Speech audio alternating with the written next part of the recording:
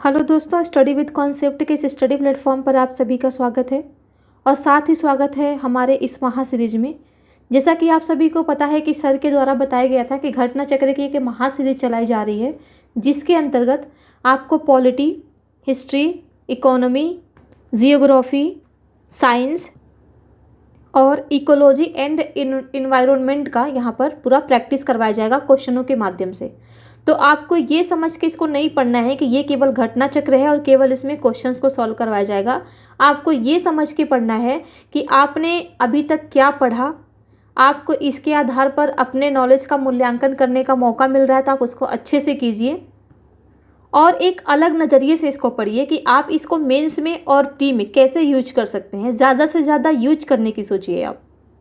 और सबसे अच्छी बात यह है कि ये सब्जेक्ट वाइज दिया गया है और इसमें उन सारे फैक्टों को ले लिया गया है जो एग्ज़ाम की दृष्टि से महत्वपूर्ण होते हैं। और आप सभी को तो पता ही है कि सर के द्वारा पॉलिटी, इकोनॉमी की बढ़िया से वीडियो बनाई जा रही है।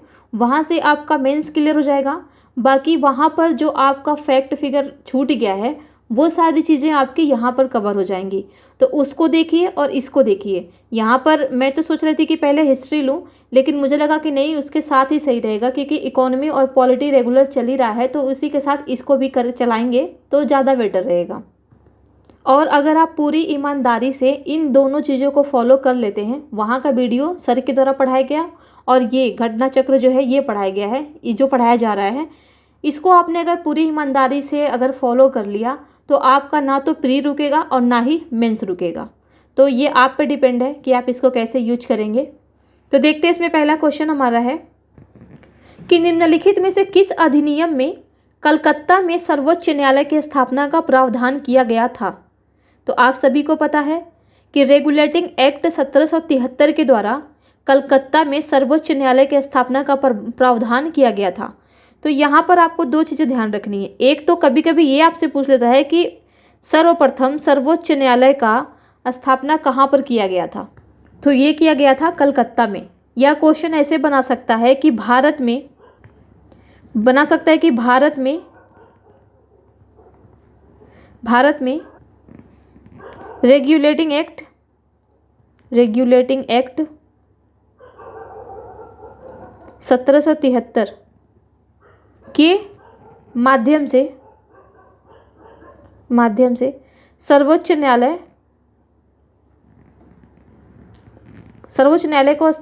गया था।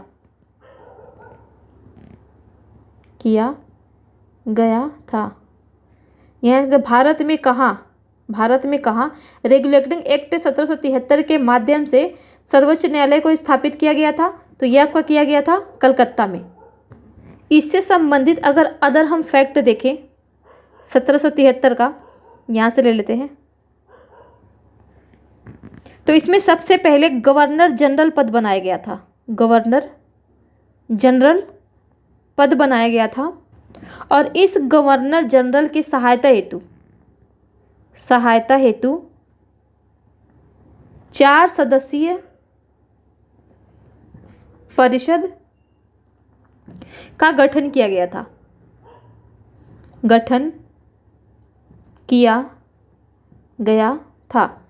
तो ये पूछ लेगा आपसे कि 4 सदस्यीय परिषद का गठन किस एक्ट के माध्यम से किया गया था। तो वो 1773 के रेगुलेटिंग एक्ट के माध्यम से किया गया था। और इसी एक्ट के माध्यम से व्यापारियों से कंपनी को, ईस्ट इंडिया कंपनी को, EIC को व्यापारियों से उपहार व रिश्वत लेना भी प्रतिबंधित कर दिया गया था।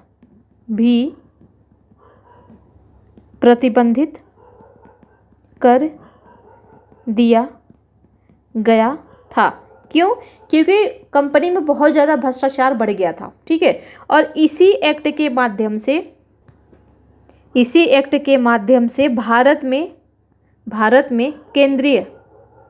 केंद्रीय प्रशासन की नींव रखी गई थी। बाकी मेंस के हिसाब से वहाँ पर तो आप देख लेते कि ऐसा क्वेश्चन भी पूछा था कि संवैधानिक विकास कैसे हुआ था, समझाइए। तो ऐसे आप देख सकते हैं, आप सभी को पता है ये सारी चीज़ें तो हैं ही इसमें, संवैधानिक विकास ऐसे ही हुआ था धीरे धीरे। लेकिन सबसे अगर स्टार्टिंग फेज को अगर हम देखें तो आप सभी को पता है कि 1600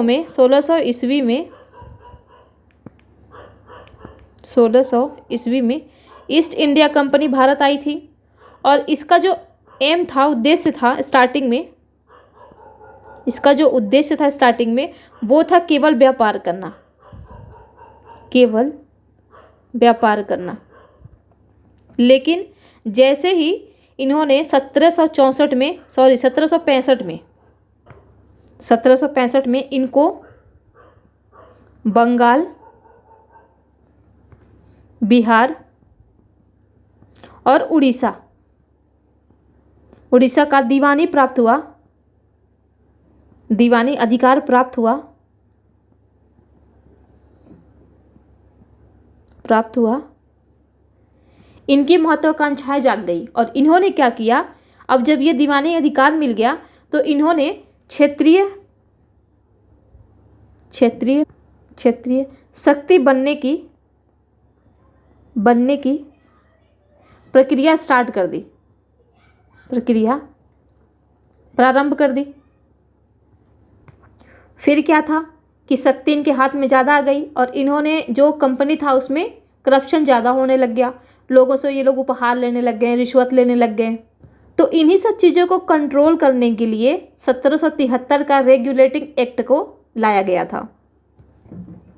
एक फैक्ट और देख लेते हैं कि इस रेगुलेटिंग एक्ट के माध्यम से जब केंद्रीय प्रशासन की नींव रखी गई, तो ये केंद्रीय प्रशासन की नींव कैसे रखी गई, तो इसमें क्या हुआ था, जो मद्रास था, मद्रास और मुंबई के जो गवर्नर जनरल थे, वो बंगाल के गवर्नर जनरल के अधीन हो गए, बंगाल के गवर्नर जनरल के अधीन हो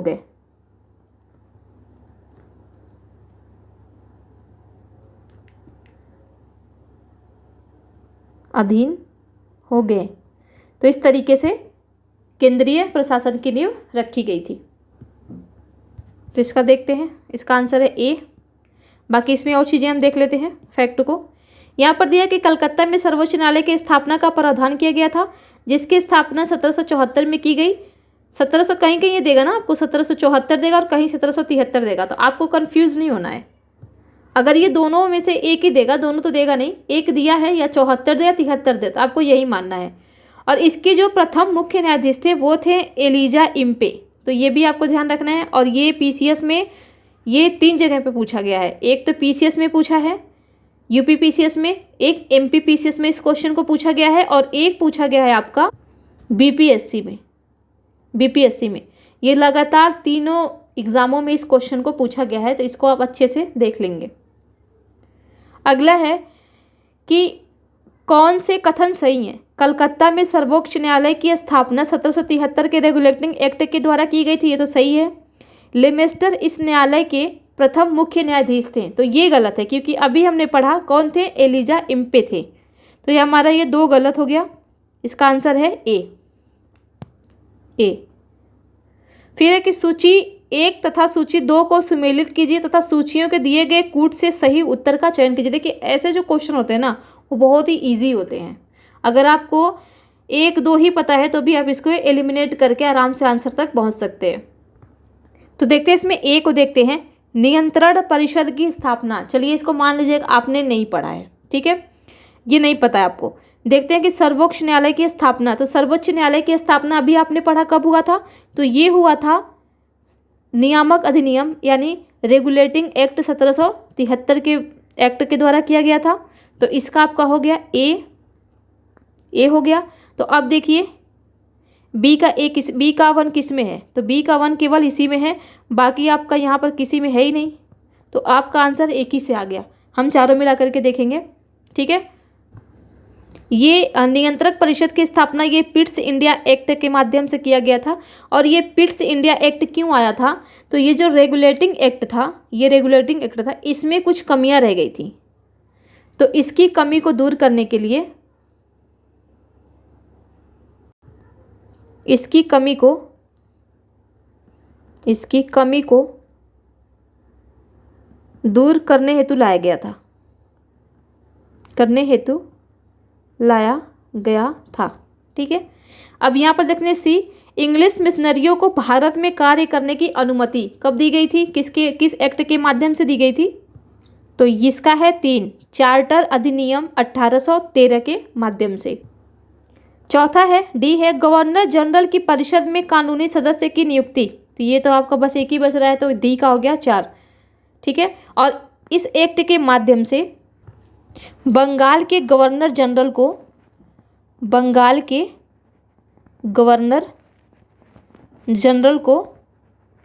भारत का गवर्नर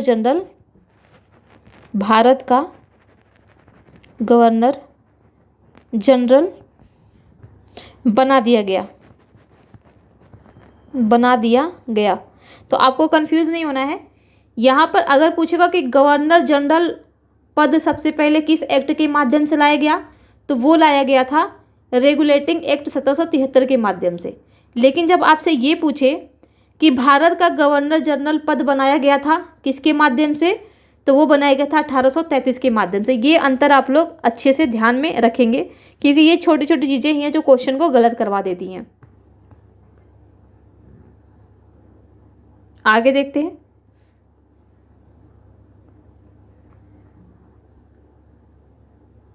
यहाँ पर पूरा क्वेश्चन लिखा हुआ है, एक मिनट में आपको क्वेश्चन लिख देती हूँ। यहाँ पे ये है, निम्नलिखित में से किससे भारत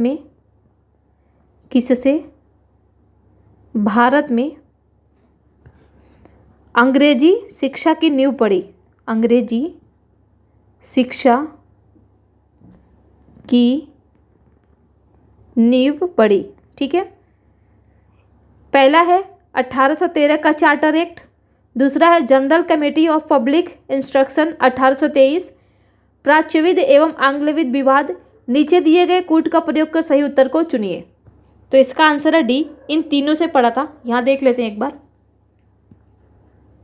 यहाँ के ईस्ट इंडिया कंपनी ने ओरिएंटल शिक्षा की प्रचलित प्रणाली को हतोत्साहित किया तथा पश्चिमी शिक्षा और अंग्रेजी भाषा को बढ़ावा दिया। ठीक है। तो यहाँ तो हो ही गया। फिर है कि 1813 के चार्टर अधिनियम में भारत में शिक्षा के प्रसार के लिए प्रतिवर्ष 1 लाख रुपये खर्च करने के प्रावधान को अपनाया गया। तो आपको ये भी ध्यान देना है कि 1800 चार्टर एक्ट के माध्यम से भारत में शिक्षा के प्रसार के लिए प्रतिवर्ष 1 लाख रुपये खर्च करने का प्रावधान किया गया था, लेकिन ये कभी हुआ नहीं। ठीक है। 1823 में general committee of public instruction का गठन किया गया, जिसकी जिम्मेदारी शिक्षा के लिए 1 लाख रुपये देने की थी। समिति में 10 यूरोपीय सदस्य शामिल थे, जिसके अध्यक्ष लॉर्ड मैकाले थे। तो आपको बस इतना ध्यान रखना है कि इसके अध्यक्ष जो थे वो लॉर्ड मैकाले थे। किसके? तो general committee of public instruction के। इसके बाद governor general lord William Cavendish Bentinck के शासनकाल में 7 मार्च 1835 को लॉर्ड मैकाले के प्रस्ताव को स्वीकृत कर भारत में अंग्रेजी को उच्च शिक्षा का माध्यम मान लिया गया। तो किसकी स्वीकृति ली गई थी? तो लॉर्ड मैकाले की। ठीक है। भारत में आंग्ल शिक्षा के समर्थकों के नेता ट्रेविलियन थे। तो यहाँ पर एक क्वेश्चन आपका ये बन गया कि भारत में आंग्ल शिक्षा के समर्थकों के नेता कौन थे, नेतृत्व किसके द्वारा किया जा रहा था? तो वो थे ट्रेविलियन। जबकि H.T. प्रिंसेप प्राच्य शिक्षा के समर्थकों के नेतृत्व करता थे। ठीक है। तो ये आपको ध्यान रखना है। यहाँ से आपके ये सारे क्वेश्चंस बन सकते हैं। एक तो आपका ये इंपॉर्टेंट है, मतलब जो जो यहाँ पर हाईलाइट किया गया है ये सारे इंपॉर्टेंट हैं, यहाँ से आपके क्वेश्चन बन सकते हैं। अगला क्वेश्चन देखें कि किस अधिनियम के द्वारा ब्रिटिश संसद ने चाय और चीन के साथ व्यापार को छोड़कर ईस्ट इंडिया कंपनी के भारत के साथ व्यापार एकाधिकार को समाप्त कर दिया? तो ये था आपका 1833 का। सॉरी, यहाँ पर कह रहा है कि चाय और चीन के साथ व्यापार को, यानी चाय के व्यापार को चीन के साथ अभी रखा था, तो ये किया था 1813 के चार्टर एक्ट में। इसमें तो पूरा ही समाप्त कर दिया था 1833 के चार्टर एक्ट में। यही है इसका आंसर। 1813 के चार्टर अधिनियम के माध्यम से ब्रिटिश संसद ने चाय और चीन के साथ व्यापार को छोड़कर ईस्ट इंडिया कंपनी के भारत के साथ व्यापारिक एकाधिकार को समाप्त कर दिया, जबकि 1833 के चार्टर अधिनियम द्वारा कंपनी के समस्त व्यापारिक कार्य समाप्त कर दिए गए। आपको ध्यान रखना है, यहाँ पर संपूर्ण तरीके से समाप्त कर दिया, लेकिन यहाँ पर चीन के साथ चाय के व्यापार को छोड़ करके बाकी को समाप्त किया था। और 1833 में क्या किया कि चीन चाय के व्यापार को भी उसने समाप्त कर दिया।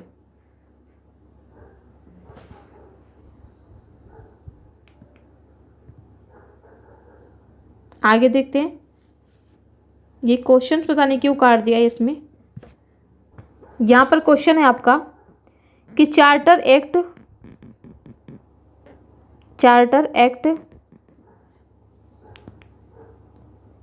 1813 के संबंध में निम्नलिखित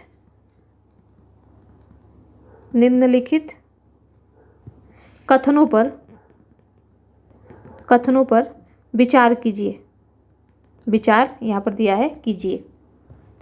तो यहाँ पर है कि इसने भारत में ईस्ट इंडिया कंपनी के व्यापार एकाधिकार को चाय का व्यापार तथा चीन के साथ व्यापार को छोड़कर समाप्त कर दिया। तो सही है, बिल्कुल हमने देखा कि चाय का व्यापार चीन के साथ व्यापार को छोड़ करके बाकी को समाप्त कर दिया था। ठीक है, तो एक तो हमारा सही है। तो जिसमें एक है सही कथन पूछा इसमें, तो एक तो आप एलिमिनेट कर दीजिए क्योंकि इसमें एक तो है ही नहीं, जबकि एक हमारा सही है। अगला है कि इसने कंपनी द्वारा अधिकार में लिए गए भारतीय राज्य क्षेत्रों पर ब्रिटिश राज की संप्रभुता को सुदृढ़ कर दिया। ये भी सही है। भारत का राजस्व अब ब्रिटिश संसद के नियंत्रण में आ गया। ये गलत है, तीसरा गलत है। इस तरीके से आंसर हमारा हो गया ए, क्योंकि ये तो 1858 में गया था। 1858 में गया था। कारण था 1857 का सिपाही विद्रोह, इसके बाद गया था ये। तो ये आप ध्यान रखेंगे। तो ये गलत है आपका। अगला है कि किस अधिनियम ने भारतवासियों को अपने देश के प्रशासन में कुछ हिस्सा लेना संभव बनाया। तो इसका आंसर है ए। और इसका जो यहाँ पर दिया गया है इसको एक बार आप पढ़ लेंगे इसके बारे में। यहाँ पर यह कहा गया है कि चार्टर एक्ट 1833 की धाराओं में सबसे महत्वपूर्ण धारा संख्या 87 थी, जिसमें यह कहा गया था कि किसी भी भारतीय अथवा क्राउन की देशज प्रजा को अपने धर्म, जन्म स्थान, वंशानुक्रम, वर्ण अथवा इनमें से किसी एक कारणवश कंपनी के अधीन पद अथवा सेवा के अयोग्य नहीं माना जा सकेगा। यानी इन सब के आधार पर कोई भेदभाव नहीं किया जाएगा। ये किस एक्ट में संभव हुआ था? तो ये हुआ था चार्टर एक्ट 1833 में। फिर आते हैं हम दूसरे चैप्टर पे। क्वेश्चन है कि निम्नलिखित में से किस अधिनियम के अंतर्गत भारतीय विधान परिषद को बजट पर बहस करने की शक्ति प्राप्त हुई? तो इसका जो आंसर है वो है बी। इसका आंसर बी है, भारतीय परिषद अधिनियम 1892। इसमें आपको ध्यान ये रखना है यहाँ से कि इसके तहत बजट पर बहस करने की शक्ति तो दी गई थी, लेकिन मतदान का अधिकार नहीं था।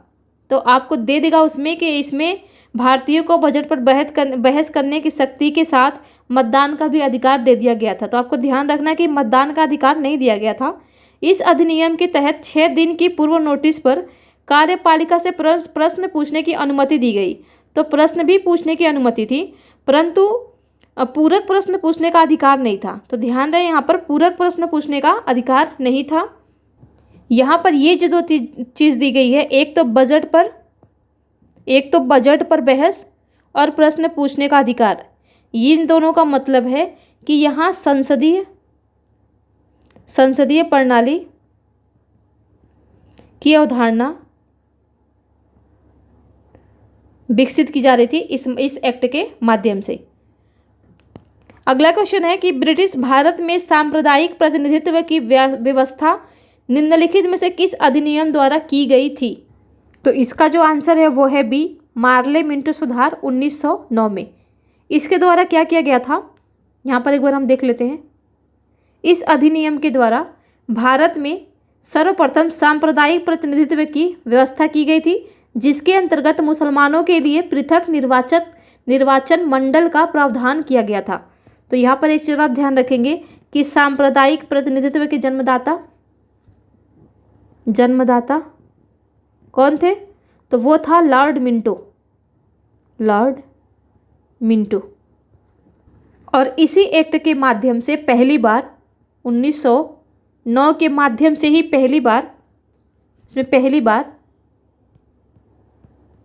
पहली बार चुनाव का प्रावधान किया गया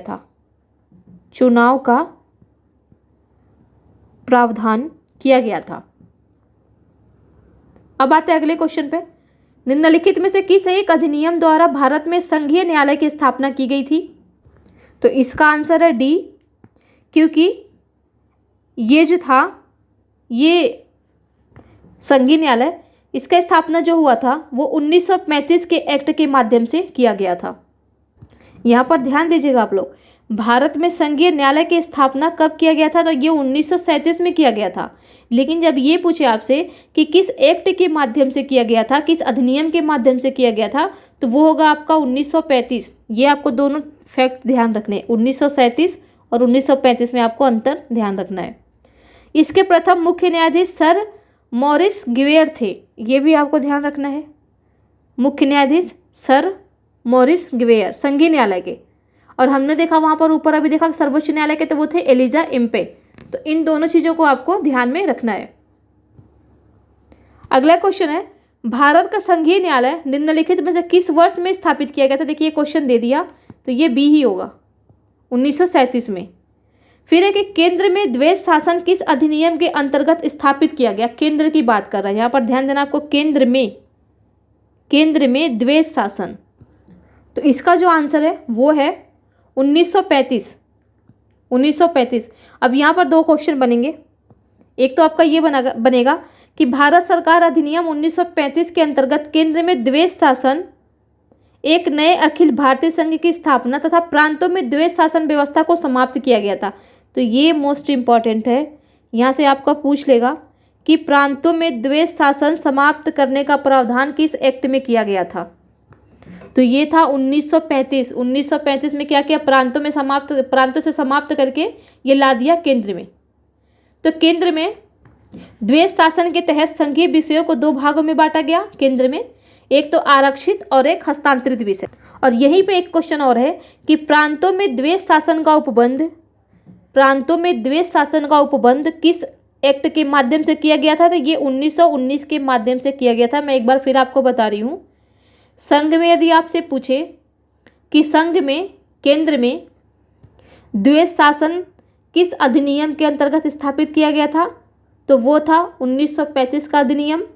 फिर आपसे अगर पूछ ले कि प्रांतों में द्वैध शासन व्यवस्था को कब समाप्त किया गया था, किस अधिनियम के माध्यम से समाप्त किया गया था, तो वो किया गया था 1935 के अधिनियम से।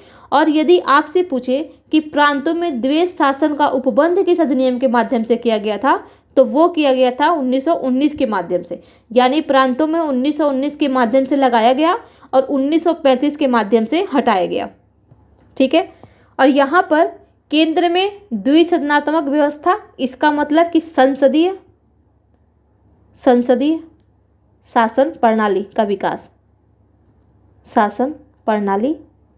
का विकास। ठीक है। फिर आते हैं अगले क्वेश्चन पे। यहाँ पर क्वेश्चन है आपका कि निम्नलिखित में से किस अधिनियम ने केंद्र में द्वैध शासन को स्थापित किया।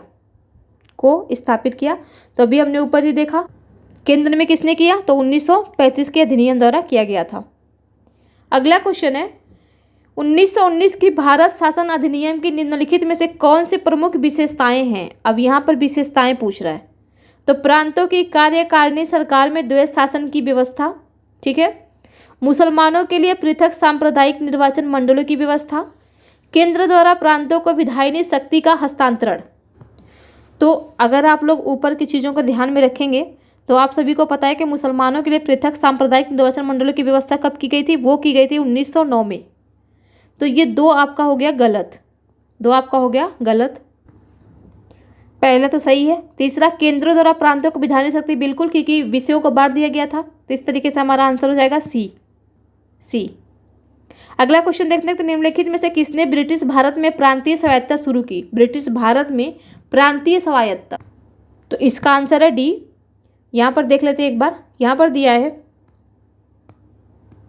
दिया है कि भारत सरकार अधिनियम 1919 से हुई, जिसे यहाँ पर कुछ चीज़ों को यहाँ पर काट दिया है, तो आप इस क्वेश्चन को ही पढ़ करके वो करेंगे कि ब्रिटिश भारत में प्रांतीय स्वायत्तता की शुरुआत भारत सरकार अधिनियम 1919 से हुई, जिसे 1935 के भारत सरकार अधिनियम में से विस्तारित और स्थापित किया गया था। ठीक है, अगला क्वेश्चन देखते हैं।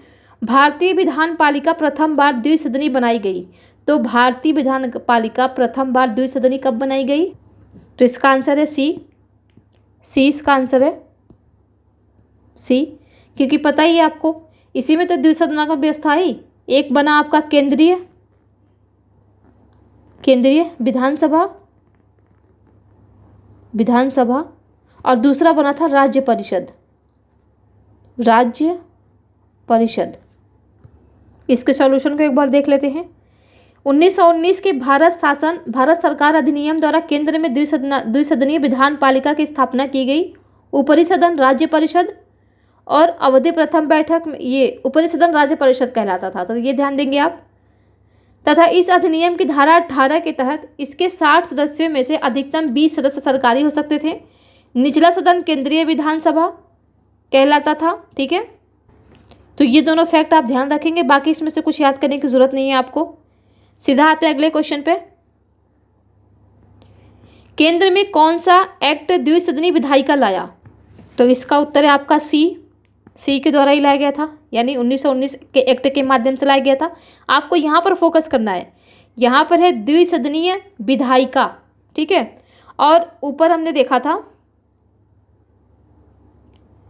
यहाँ पर ये केंद्र में द्वैध शासन को स्थापित किया किसने? तो 1935। तो ये आप ध्यान रखेंगे, इसमें कंफ्यूज नहीं होना है आपको। अगला क्वेश्चन है कि निम्नलिखित कथनों पर विचार कीजिए।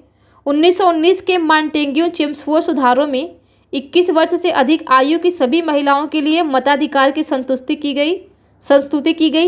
1935 के गवर्नमेंट ऑफ इंडिया एक्ट में विधानसभा में महिलाओं के लिए आरक्षित स्थानों का प्रावधान किया गया। तो इन दोनों में से हमको सही उत्तर बताना है। तो यहाँ पर दे रहा है कि सभी महिलाओं, पहले तो जहाँ भी ऐसी चीज़ें आए, केवल आए, सभी आए, तो सामान्यतः ज़्यादा ये क्वेश्चन गलत ही होते हैं। ठीक है, तो ए को आप काट दीजिए, आंसर आपका हो गया बी, क्योंकि इसमें जो था वो सीमित वर्ग तक ही था। यह सीमित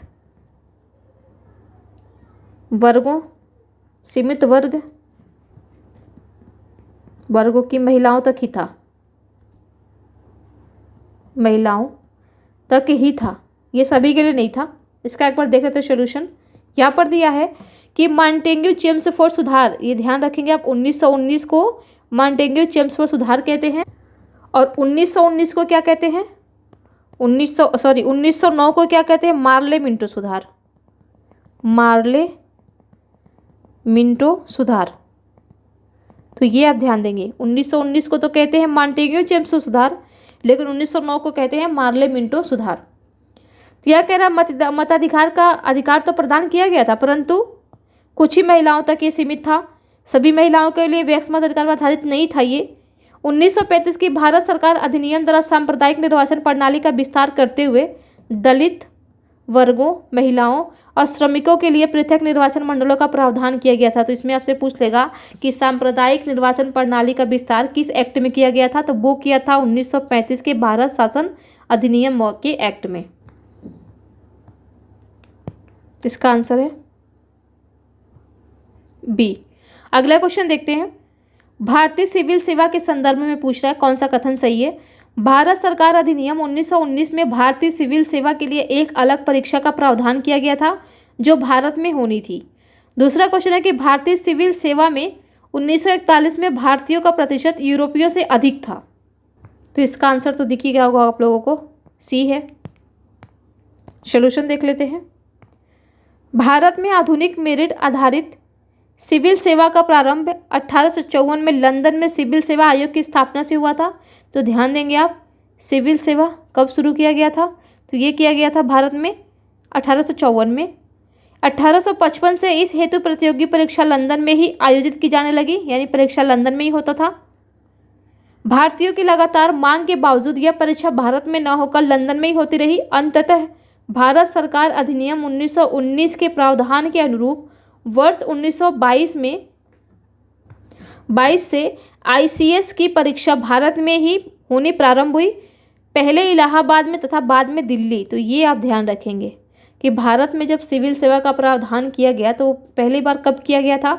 तो 1919 के एक्ट के माध्यम से ये पहले कहाँ पर स्थापित किया गया? तो इलाहाबाद और बाद में दिल्ली।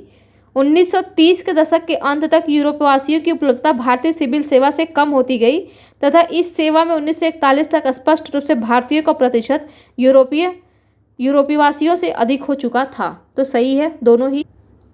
अगला देखते हैं, केंद्रीय विधानसभा के निम्नांकित में से कौन से निर्वाचन भारत शासन अधिनियम 1919 के तहत हुए? तो ये फैक्ट है, आपको ध्यान देना है, यहाँ पर अच्छे से याद कर लेना है। एक तो 1926 था और एक 1945, तो ये दो थे।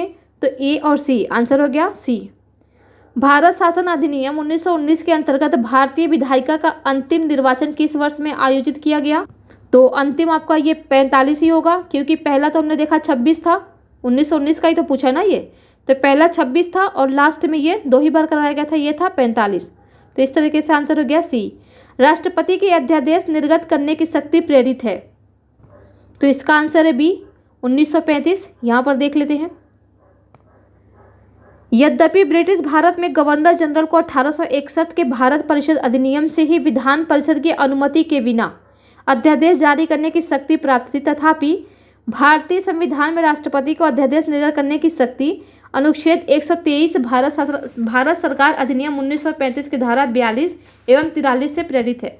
तो आप यहाँ पर ध्यान देंगे, ब्रिटिश भारत में जो गवर्नर जनरल था उसको विधान परिषद की अनुमति के बिना ही अध्यादेश जारी करने की शक्ति प्राप्त थी। तो ब्रिटिश भारत में गवर्नर जनरल को अध्यादेश जारी करने की शक्ति 1861 के माध्यम से 61 के भारत परिषद अधिनियम के माध्यम से प्राप्त था। जबकि अगर हम यहाँ पर देखें भारत सरकार अधिनियम, ये जो है हमारा संविधान, भारतीय संविधान में अगर हम देखें तो वो है अनुच्छेद 123 भारत सरकार अधिनियम 1935 की धारा से। सीधे सीधे आप ये समझ लीजिए कि ब्रिटिश भारत के गवर्नर जनरल के अगर अध्यादेश की शक्ति पूछे तो 1861 के भारतीय परिषद के माध्यम से, और यदि भारतीय संविधान के अनुरूप पूछे तो वो भारत सरकार अधिनियम 1935 से। अगला है कि निम्नलिखित में से किस अधिनियम द्वारा संवैधानिक निरंकुशता का सिद्धांत प्रवृत्त किया गया? तो बस आपको इतना ध्यान रखना है कि ये 1935 के अधिनियम से पारित किया गया था। इसका आंसर सी है, बस इतना ही करना है। आगे है, इसमें जो पूरा क्वेश्चन है वो यहाँ से बना है कि भारत के संविधान में केंद्र और राज्यों के मध्य शक्तियों का विभाजन। तो यहाँ से मैं एक बार क्रॉप करके लगा देती हूँ, यहाँ पर दे रहा है, ये क्वेश्चन यही है।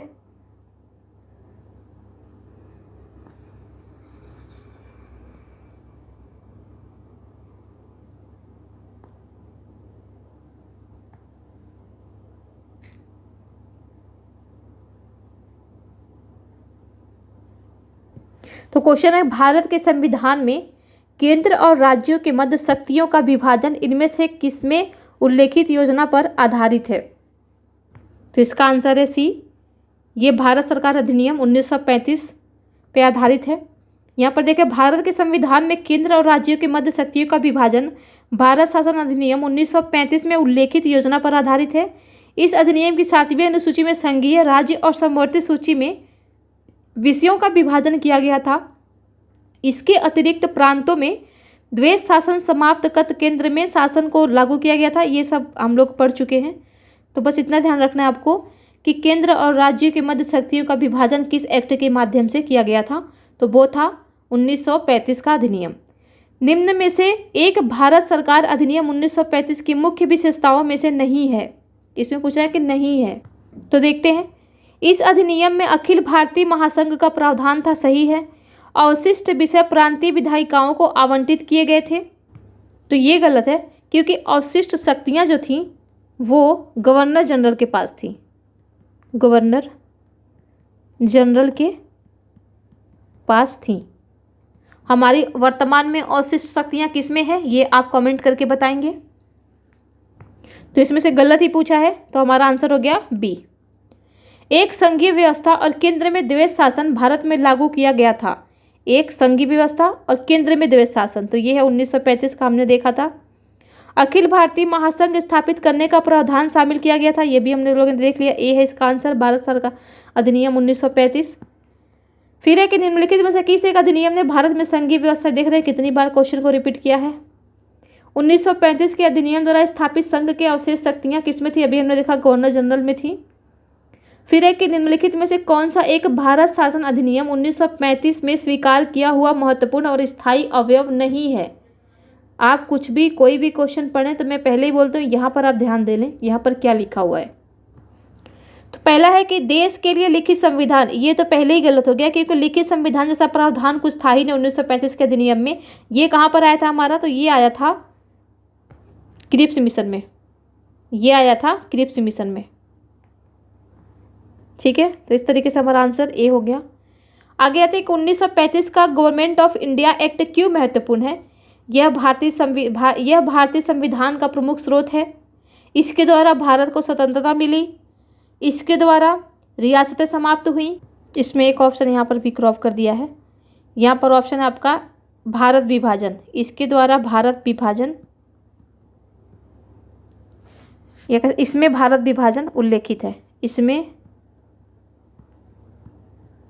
भारत विभाजन उल्लेखित है। तो ये ना होगा हमारा, ना ही रियासतें समाप्त की गई थी और ना ही इसके द्वारा भारत को स्वतंत्रता मिली थी। इसका आंसर है ए। अब इसके द्वारा और क्या क्या चीज़ें की गई थी, यहाँ पर आप इसको एक एक बार देख लेंगे। फिर अगला है कि निम्नलिखित अधिकारों में से किस अधिनियम के फलस्वरूप वर्मा भारत से अलग हुआ था। ये इंपॉर्टेंट है आपके लिए। तो इसका जो आंसर है वो है सी, गवर्नमेंट ऑफ इंडिया एक्ट 1935 के तहत वर्मा को भारत से अलग किया गया था। लेकिन आपको यहाँ पर एक चीज़ और ध्यान रखना है, अलग तो 1935 के एक्ट से किया गया था, लेकिन ये कब अलग किया था, तो ये किया गया था 1937 में। सेम क्वेश्चन आ गया ऊपर जैसा ही। ऊपर में हमने क्या देखा था कि संगीत न्यायालय की स्थापना किस वर्ष में हुई थी, तो वो 1937 में हुई थी, लेकिन एक्ट जो था वो भारत सरकार अधिनियम 1935 का ही था। तो ये आप ध्यान रखेंगे। तो आज के लिए हम यहीं तक रहने देते हैं इसको, बाकी कल देखेंगे अगले वीडियो में आगे का। तो आप सभी को हमारे साथ बने रहने के लिए बहुत बहुत धन्यवाद।